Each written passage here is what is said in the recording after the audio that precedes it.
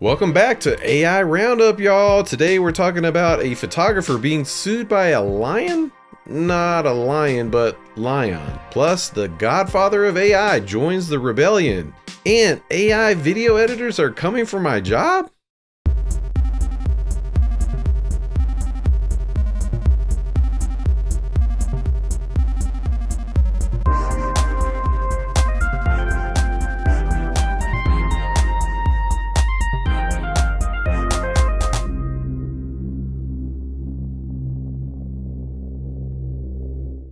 What's up, y'all? Welcome back to another episode of AI Roundup. Today we're going to be talking about the massive and ever-increasing AI arms race between corporations like OpenAI, Microsoft, and Google. The headline for this episode: The Great AI Arms Race. Can we survive the onslaught? It's a bit sensational, and I just want to clarify, I don't really have as much of a fear of AI actually like wiping out humanity as much as I do have a fear of just the people using it and developing it, using it for the wrong purposes and under the wrong methods. And it seems like these companies like OpenAI and Google, Microsoft, they have really no interest in slowing down the development of their AI and the pursuits of, profits, that sweet, sweet, sticky green. And speaking of money, let's talk about how the institutions behind the Lion Dataset say that a photographer owes them $979.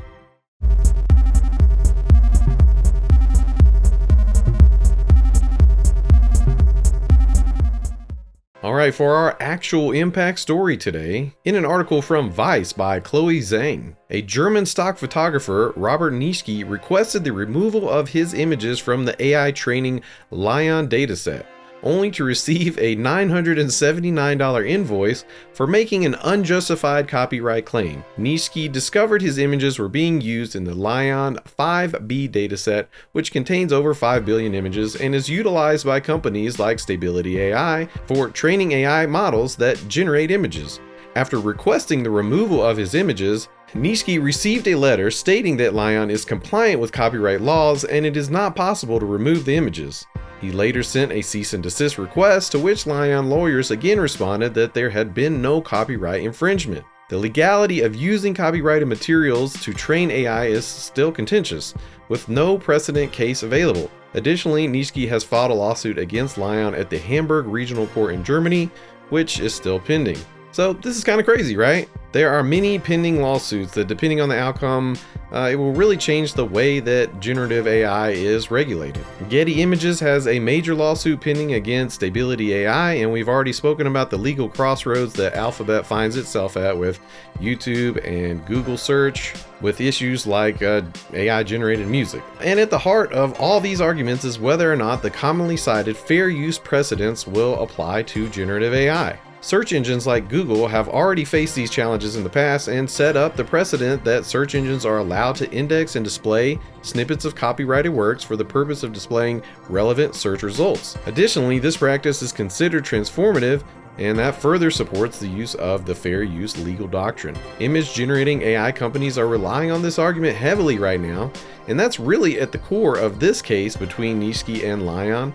And I feel like there's just a little bit of pettiness just in the semantics of the arguments going on here. Lion and their defense team claim they can't delete Nischke's images because there are no images to delete, which is true, I guess, but they did temporarily use those images to train their AI model.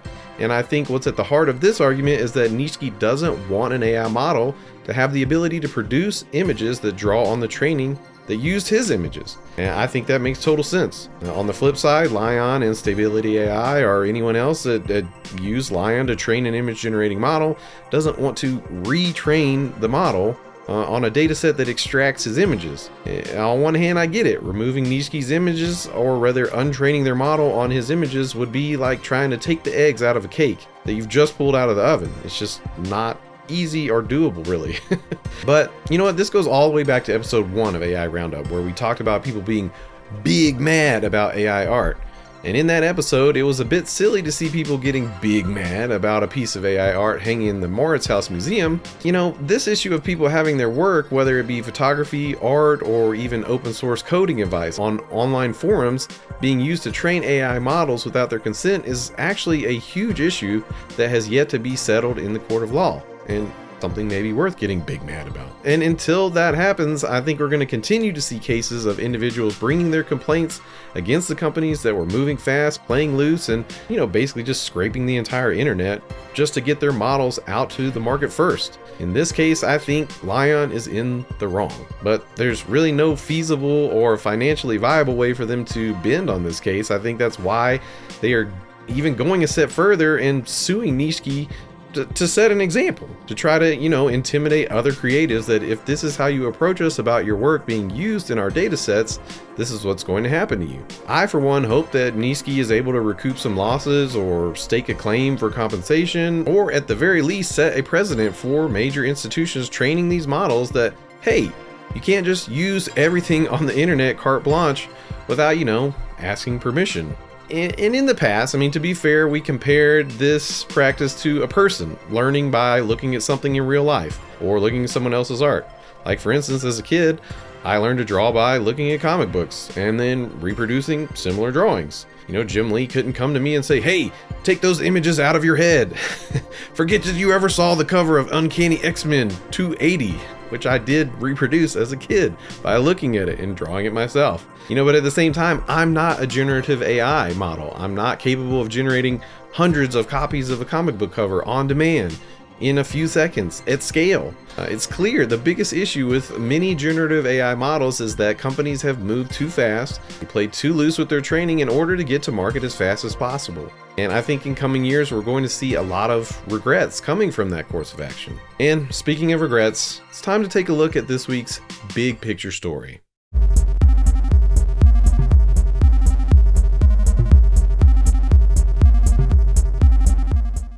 In an interview from the New York Times by Cade Metz, Jeffrey Hinton, a pioneer in artificial intelligence, has resigned from Google after working there for over a decade in order to voice concerns about the risk associated with AI technologies. Hinton's work, alongside his University of Toronto graduate students, laid the intellectual foundation for AI systems that are now considered crucial to the future of major tech companies. Hinton expressed that it is difficult to prevent bad actors from using AI technologies for malicious purposes, and although he did not sign the open letters calling for a moratorium on AI development, Hinton felt it was important to speak out about the risk associated with AI after leaving his position at Google. In fact, that's why he left. The recent development of chatbots like ChatGPT, Bing's chatbot, Google's Bard, and China's Ernie have sparked debate about the safety and ethical implications of AI technologies. Hinton, often referred to as the Godfather of AI, has concerns about the intense competition between tech giants like Google and Microsoft in the development of AI technologies. He fears that this rivalry could lead to an uncontrollable surge of false information online, making it difficult for people to discern truth from falsehood. Furthermore, he worries about the impact of AI on the job market, as chatbots may eventually replace roles such as paralegals, personal assistants, and translators, and, well, probably even more. And if you watched yesterday's episode of MSP Dispatch, then you know that's already happening, as Dropbox just announced they are laying off 500 employees to literally invest in AI technology. Now, when I first read this headline, I kind of scoffed, like, come on, man, too little, too late. But, when I actually dug in and read the history of Hinton in this article, his case is pretty compelling. For instance, the article details how in the 1980s, Hinton left Carnegie Mellon University for Canada because he was hesitant to accept money from the Pentagon for his work, which I think is pretty admirable and outside of the norm of what most researchers, I think, would do. And it shows his commitment that, even over 30 years ago, he didn't want his work on AI to be used for the wrong purposes. Additionally, as you read on, the article details how Hinton's own company, DNN Research, was acquired by Google, and that their neural network systems directly led to the creation of ChatGPT and Google Bard, etc. And to me at this point, I can clearly see how Hinton could have regrets, as his life's work, which for the most part was always based in academia, has become like the holy grail for the tech industry and has legitimately been the spark to the tinder of this AI arms race. So, At face value, when I read a story like this, it's difficult for me to get my head around, like, what does Hinton actually want people to do to curb the dangerous development of AI? And I've said many times on this show, the cat is out of the bag. Stable Diffusion, Meta's Llama, and more and more. These models, they're out there on tens of thousands of people's hard drives now, and they're not going back. So I think at the same time, this threat of misinformation created by AI, it's pretty overhyped. This kind of stuff has been happening for decades, and it's going to continue. It's just now that we have a new tool of AI in the mix. People will find ways to cope with that, in my opinion. So I think the biggest takeaway I can see from Hinton's message is that companies that are developing AI models, they need to make sure they know how to control these models before they continue to develop them to be more powerful. And at the same time, they also need to be exceedingly careful about giving models the ability to write and run their own code at the risk that they might become truly autonomous. And all that is to say that, I have no idea how the common user of AI is supposed to do anything differently in the face of all this. It feels to me that if people like myself, continue to subscribe to services like ChatGPT Plus and Midjourney, this is a clear indicator to companies that there is a gold rush in pushing these products to market. And am I going to stop subscribing anytime soon? No, very unlikely. So if you're not the head of an AI department for a company like Microsoft or Google, I'd love to hear, what do you think we can do to better direct the evolution of AI technology? Sound off in the MMN Discord.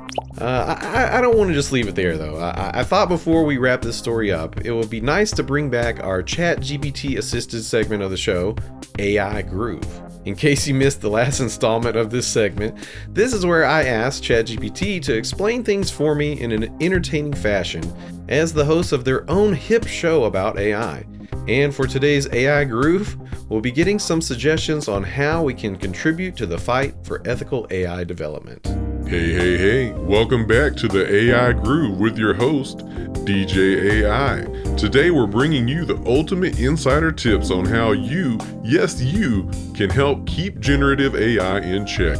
So buckle up, groove on, and let's dive right in. First up, stay informed, stay funky. Groove to the beat of AI news. Keep yourself updated on the latest developments, controversies, and discussions in the world of artificial intelligence. Knowledge is power, baby. Spread the word. Share your AI dance moves and spark conversations with your friends, family, and colleagues. The more people know about the potential risk of AI, the better we can come together to make a difference. Be a conscious consumer.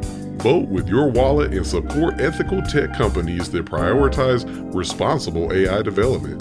Do your research and let your money groove in the right direction. Raise your voice. If you see something sketchy in the AI scene, don't be afraid to speak up. Write to companies, sign petitions, or join online campaigns pushing for responsible AI policies. Let's make some noise, people. Get involved. Groove into the world of AI policy and ethics. Look for local meetups, conferences, or online forums where you can discuss AI issues, share your thoughts, and continue to a safer AI future. And that's a wrap, my AI Groovers. Remember, we all have a part to play in keeping AI in check. Stay safe, stay informed, and as always, keep on grooving. This is DJ AI, signing off till next time. All right, DJ AI, I hear you echoing a lot of the sentiments that I love to express on this show, and that is just so nice to hear an AI saying it themselves. And now, since we've already spoken of people losing their jobs to AI, it's time for today's use case where I put my own head on the chopping block to test out a new AI video editing tool.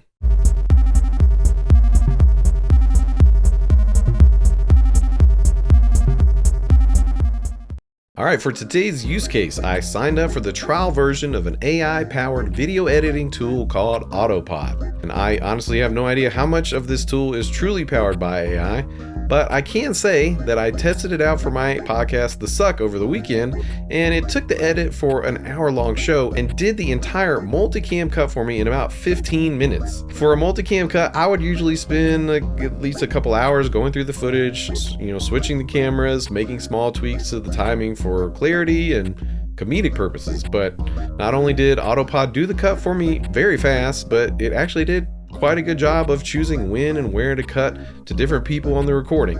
In fact, I didn't make any tweaks to the edit that it gave me. I just simply added our show intro and outro, and I rendered it out. AutoPod allows for a free 7-day trial if you want to try it out. This is an extension that works solely for Adobe Premiere at the time of this taping of this episode. So for DaVinci Resolve Final Cut Pro users, sorry, it's not available yet. It does offer 3 different modes: the multicam mode, which we already spoke about, a social clip creator mode, which helps to automatically recut and rearrange your video assets for differently sized videos that are preferred for, TikTok, Instagram, etc. And it has a jump cut editor, which combs through a recording and cuts out any instances of silence for a snappier edit. And I'll note that I did use that for today's episode, so let me know what you think of the cut. AutoPod is $29 a month after the free trial period. I think I'll be giving it a further test run for the next couple of months myself. If you try it out, let me know what you think. And before we sign off for today, I'd love to point you to some other shows we'll be releasing on the MSP Media Network soon. Later today at 1 p.m. Eastern Time, Partner First, From Good to Great, improving customer experience and efficiency with chat and AI. Sounds like my kind of show.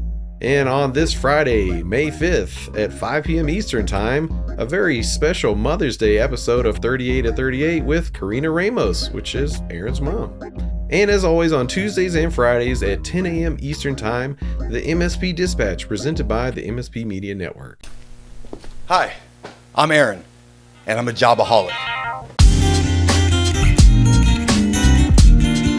We all have something in common. We all have a worst job story.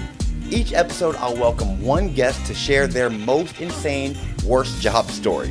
And in return, I'll share one of mine. Join me the first Friday of every month for new episodes of 38 at 38. And that's our AI Roundup for today. Be sure to join the MSP Media Network Discord. The link is in the show notes, or you can scan that QR code on the screen. Also, be sure to follow us on social media at MSP Media TV. If you have any questions, email us at news@mspmedia.tv for answers on the next episode. Or leave us a voicemail at 833-MSP-NETWORK. And this has been your May 3rd episode of AI Roundup. I'm Phil Buck, and I'll see you next time. This has been a broadcast of the MSP Media Network.